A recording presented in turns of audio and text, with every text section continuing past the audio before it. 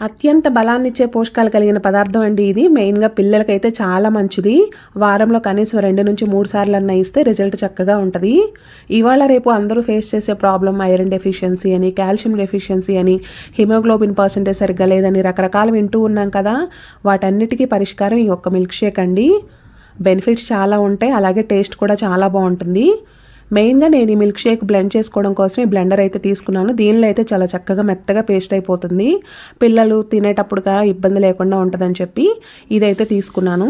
So ముందు రోజు dry fruits అవి నానబెట్టుకోవాలి. ఇంకా మన ఇష్టం అనమాట, చాయిస్ అది. నేనైతే మెలన్ సీడ్స్, కాజు, బాదం, పిస్తా, అంజీరు, వాల్నట్స్ ఇట్లా కొన్ని రకాలైతే నానబెట్టుకున్నాను. కొన్ని పల్లీలు కూడా వేశాను. అప్పుడప్పుడు కొబ్బరి ముక్కలు కూడా వేస్తూ ఉంటాను. టేస్ట్ బాగుంటుంది. అలాగే దాని నుంచి వచ్చే బెనిఫిట్స్ కూడా మనకి యాడ్ అవుతాయి కదా! ఇలా నానబెట్టుకున్న దాన్ని చక్కగా మెత్తగా బ్లెండ్ చేసుకుని పైన కొంచెం చియా సీడ్స్, ఫ్లాక్స్ సీడ్స్తో అయితే సర్వ్ చేశాను.